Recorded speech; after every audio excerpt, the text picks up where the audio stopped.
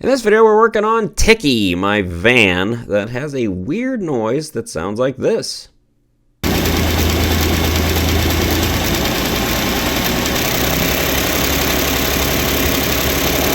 What are we going to find, folks? What are we going to do in this video? Well, we're going to pull the valve covers, see what the heck's going on, and try to find out why it's making the noise that it's making. You hear that? Like a ticking noise.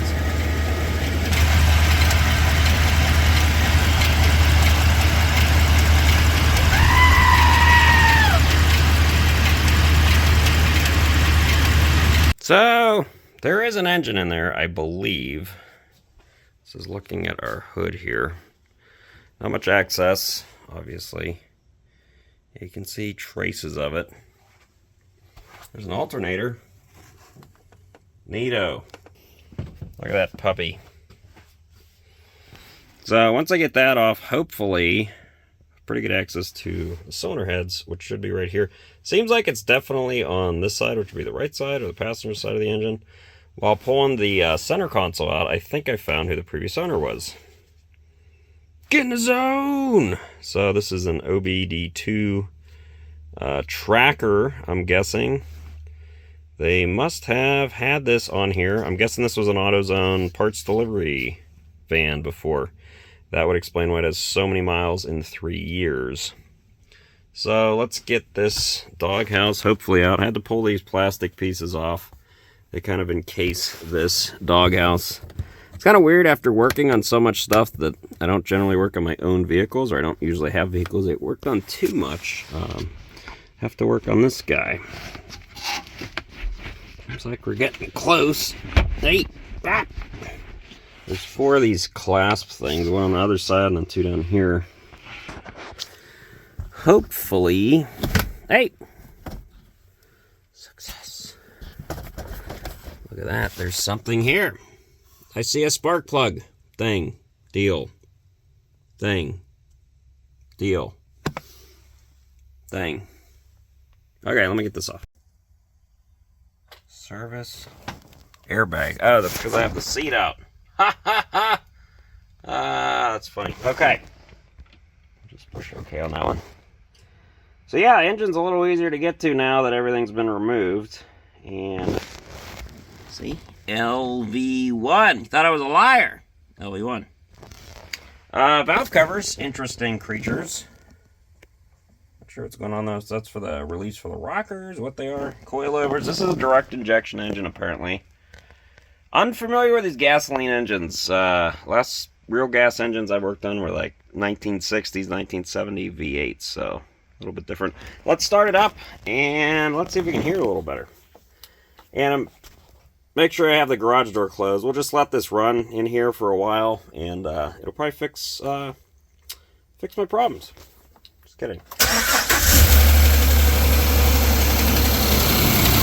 Hear it?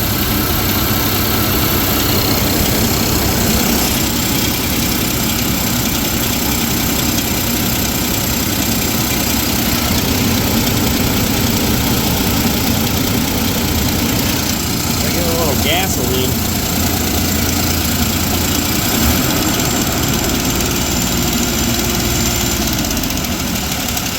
Definitely on the this side. Actually, suspecting it to be rear, but it sounds more like it's in the front. Let's get this valve cover off. So what we're doing here is we're trying to get our valve covers off here, folks. And this, which I'm only doing the passenger side currently to see what the heck's going on, and getting these coilover plug wires off. And this is not something that I'm used to doing. You know, when I got into being a mechanic, I had no interest in working on diesel engines. I got in because I liked automotive engines. I had an older Chevy Impala, I had an older Ford pickup truck, both carbureted V8s. And that's what got me into it. I never wanted to work on diesel engines necessarily, but here I am. That's what I'm known for. That's pretty much my entire life has been working on diesel engines. And now, look at this. I'm back at it. And man, this is so much different than the stuff that I used to work on. I mean, these are coilovers, has a direct injection fuel system, much more like a diesel engine when it comes to the fuel system. Pretty cool technology, though. I mean, they're really getting a lot of power. I mean, about 300 horsepower and very good fuel economy out of this little V6. I mean, this engine only weighs like 350 pounds, which is less than a C15 head weighs. So pretty impressive what they can get into such a small package, but let's get this valve cover off. So we got our spark plugs off here, or spark plug wires, I should say. Sparky plugs. Don't know why. This one seemed looser. Maybe it's just my imagination. I don't frickin' know. I believe in the Carfax that it said they replaced the spark plugs already. These heads are tiny. I mean, they're pretty narrow, but not only that, I guess it's a V6, but I mean, they're what, 14 inches long, something like that? So, we got this guy. I'm pretty sure that's something with a PCV system. Gotta get that off of the valve cover. And not really sure how I'm gonna do that. Then I can get the valve cover off. At least that's the plan. We have successfully removed the bolts. Valve cover is coming off. I'm not interested to see what these reliefs are for. If they're for the rockers or the injectors, maybe. Don't know. I know these are direct injection, but I have no idea what that means on a gas engine. So, oh boy. Oh boy. What do we got? Oh, it's nothing, just baffles, I guess. I'm baffled. I like this seal. Nice gasket. Even is clean on the inside. So, let's see what we got going on here. So these are hydraulic lifters. There's one loose.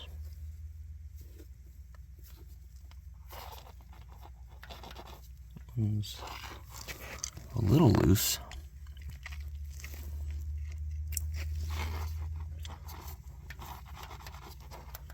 I guess they're all a little loose. Other than that one, that one's probably going down. Probably gonna have to rotate the engine around. Somehow, that's going to be interesting. So it would appear there is zero chance of removing these lifters without pulling the cylinder head, which doesn't look impossible, actually. Front bolts would be interesting due to our access here, but nothing crazy yet.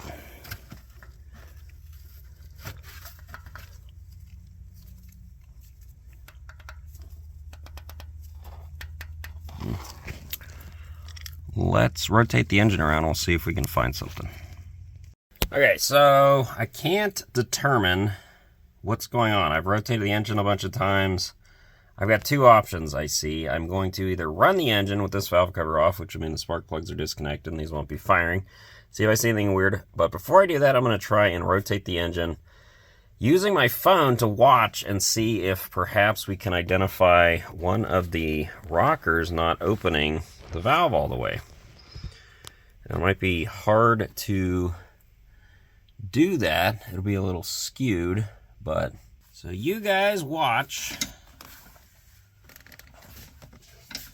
You tell me if one of them is not moving as much or anything looks weird, and I'll go from there. I'm gonna go rotate it. So what I'm doing there is, yeah, I'm just trying to rotate the engine, which I'm doing underneath, but obviously you can't be underneath and see what it's doing, so I'm just recording. You can see they appear to be all opening and closing. Now we've got an intake exhaust, intake exhaust, intake exhaust, rocker arms here. So yeah, it's interesting how they work in unison. I guess that's just how the firing order works out. From what it looks like, the forward rockers, so the very one to the farthest right is intake and then exhaust, and then intake, exhaust, intake, exhaust. So the one here, the farthest left, would be an exhaust one, from what I can tell just from the runners. This might be a horrible idea, but I'm going to start it with the frickin' valve cover off and see if I can see what the heck's going on.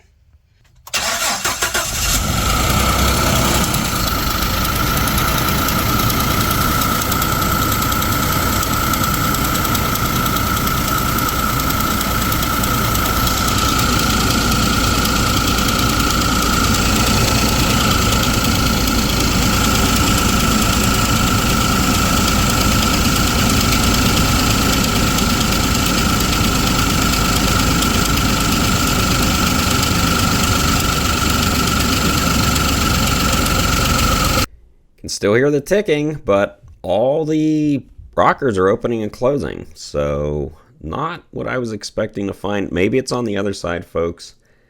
Not really sure. This is really not what I was expecting to find, like I said. Basically, I was running it a couple times off and on. Not running good, obviously. It's only running on 3 cylinders, but it sounds like when I put my ear directly on the driver's side, though, you can hear it knocking more when it's revved up, or tapping, whatever the heck you want to call it. So I think it's on that side, actually. Even though before it sounded like it was on this side, I don't know. Everything seems fine. It was actually even, you know, I probably shouldn't do this, but I was putting my fingers on the rockers at idle. Nothing seems weird, so I'm going to put this valve cover back on, just put it on there with a bolt, hold it in place. I'm going to pull the other side, and maybe I'll find something on the other side.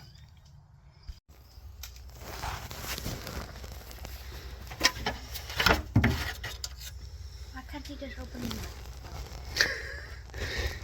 So just like the other side, valve cover's off, and the engine actually looks pretty clean. I don't see really any buildup or anything. Like I said, it's only 3 years old, but it does have quite a few miles on it.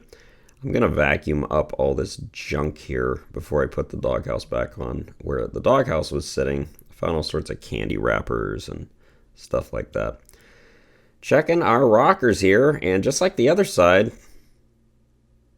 none of them are loose. Now, maybe that's because one is opening the valve. So what I'm going to have to do is, just like the other side, we're going to have to rotate it around, run it, but not really what I was expecting. Every video I could find online with these GMs with the 5.3 or the 4.3, seems like they pull the valve cover and one of the rocker arms has 2 inches of free play. It's fallen off because the lifter has failed, but that's not what I'm finding.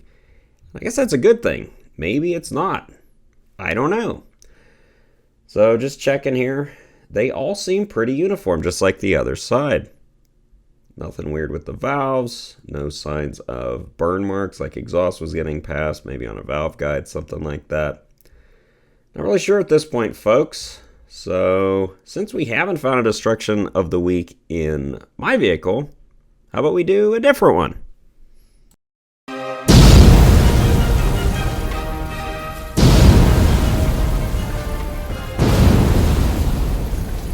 This week's destruction of the week comes in from Heath, and he said this is a John Deere engine that they ran a bunch of water through the fuel system. Not sure why you would do that, but what happens when you run a bunch of water through a fuel system? Well, apparently on this engine, it blows the fuel pump right in half. Look at that sucker. You can see basically the fuel pump camshaft is, you can see it through there. It's cracked in half. The whole case is broken. That is, not sure how much these fuel pumps are, but I don't think you're going to get a core on that one. Thank you, Heath, for sending that in. Let's get back to work. Okay, so that side's hooked back up. I mean, I still have the bolts, only a couple in, but cranking, can't see anything. Rotating, can't see anything. Really don't want to pull the whole engine apart just for a noise, but it does make me nervous. Let's start it and see what happens.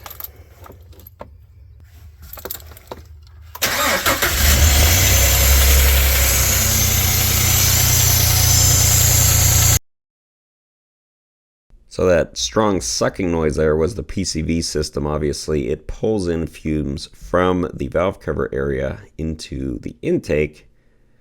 Unlike most diesel engines, at least the Cat ones, they just have a crankcase breather system. So not really something I'm as familiar with. Some of these fuel lines, though, I noticed that the retaining bolts were missing. So someone's been in here doing something in the past. But I kind of put them back on the brackets like they were supposed to be. Giving it fuel here, just looking for anything askew, but I don't, just like the other side, I don't see anything weird. It is still making the noise, and it isn't what I thought it would be. So what could it be? I mean, it still could be a valve train problem, but I think at this point we need to stop and regroup. Hey guys, so a couple days have passed and I was doing some stuff. I got a new computer, was messing with that. I had to transfer 1,200 video files to that one, a bunch of other stuff, but we're back on the van now. I don't know what the heck's going on. I mean, it sounds, there's definitely a ticking there. Now, what can ticking be? It can be lots of things. People, you know, oh, could it be It could be an exhaust manifold. It could be camshaft, lifter, rocker arm, push rod. Be something like a rod knock. Could be, people said, a broken or cracked flex plate, something in the serpentine belt area. And from my experience, for the sound to me, at least from the diesel engines I've worked on, it sounded like valve train related, but I'm not seeing anything in there. Very weird. I mean, we've both ran it with the valve covers off, having half of the cylinder banks dead. We have rotated it slowly. All the valves seem to be tight. They seem to be opening and closing the same amount. Obviously, I didn't measure each one, but that would be pretty much impossible considering I have to be underneath the vehicle to rotate the engine, and I would have to be inside the vehicle to watch the dial indicator.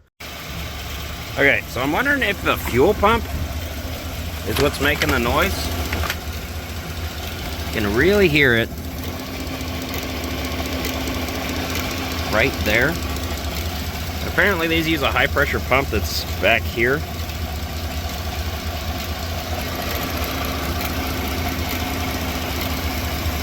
Not sure what's going on with this frickin' plastic thing, but hear it? Sounds like a clock. Gets a lot louder when I give it some throttle. What is this phone thing? Give it some throttle.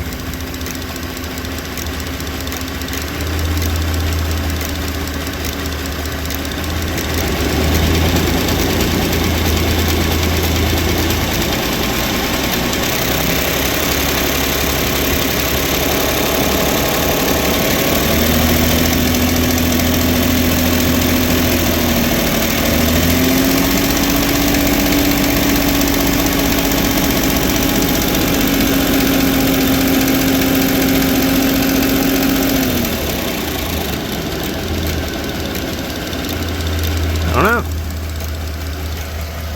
Just a loud fuel pump? I don't know. Weird. I have a buddy named Dale, and Dale and I email almost daily, and he calls himself the chief blame officer of my company, but he sent me this information, and this is a GM service bulletin.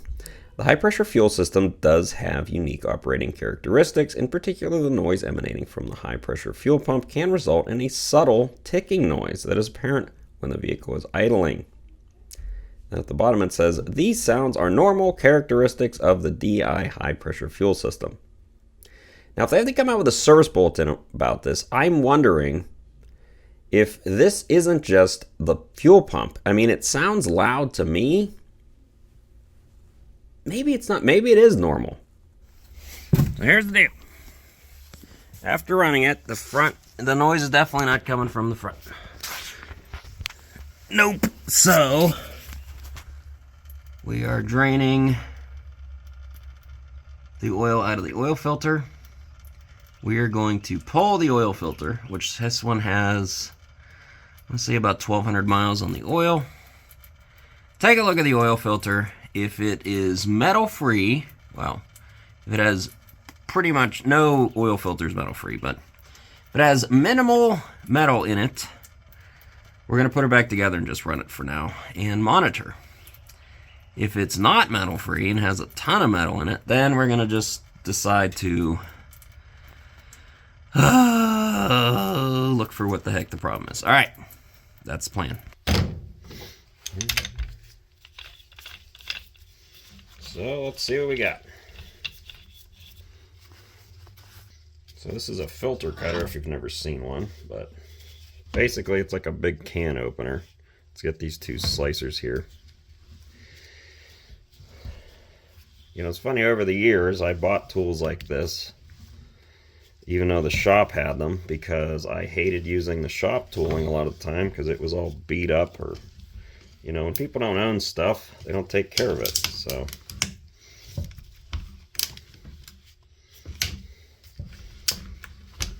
now that I'm on my own, I'm pretty glad I did, because I'd have to buy all this stuff anyway. So basically it's going to separate the canister here, and then we're going to pull the element out. That's the plan, at least. Sucks too, this filter only has like 1,200 miles on it, maybe.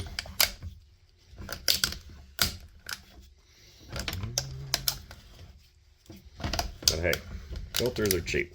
Only about $9, so. Why do I run a cat filter? Well, it's not a cat engine, it's a GM, so I run AC Delco, which is GM filters. Because I don't work at cat doesn't mean I think you should be buying non-cat filters. Okay. Uh-oh. Come on, puppy. Come on. This is the... Okay, there we go. We got her.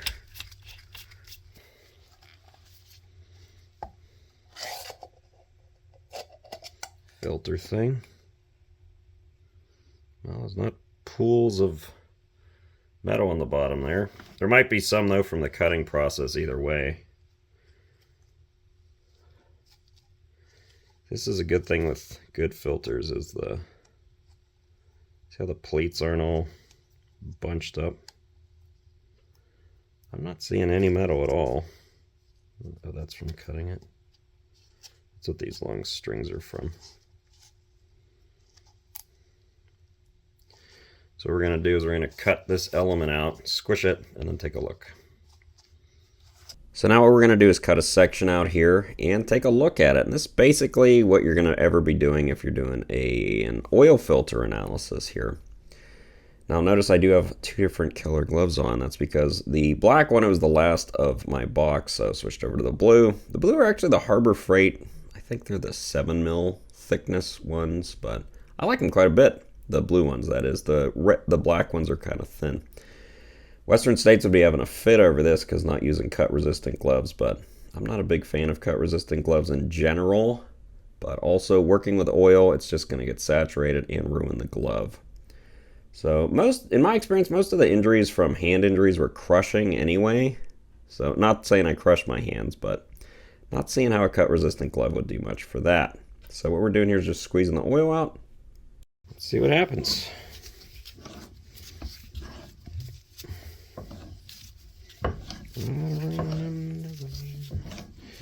Okay, filter.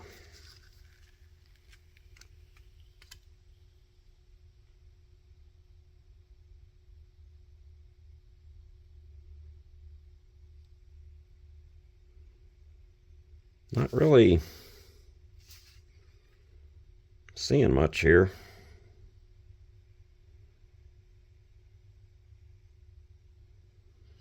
So we have like a little flake here.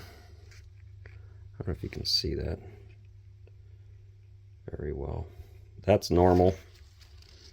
I mean, if we had something coming apart, this thing would be absolutely full.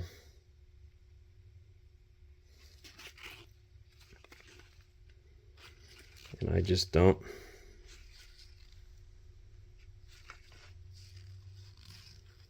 I don't see it.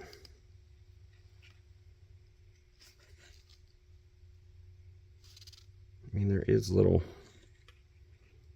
it's really hard to see in the camera.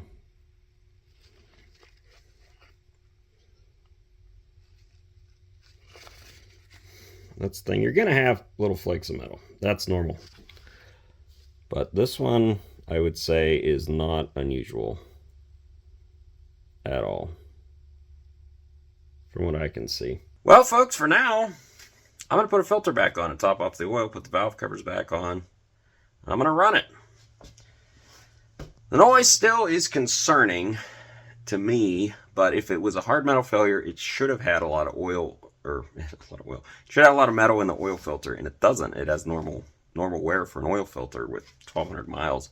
If something was coming apart, it would have a lot of metal in the oil. The old oil I drained out too.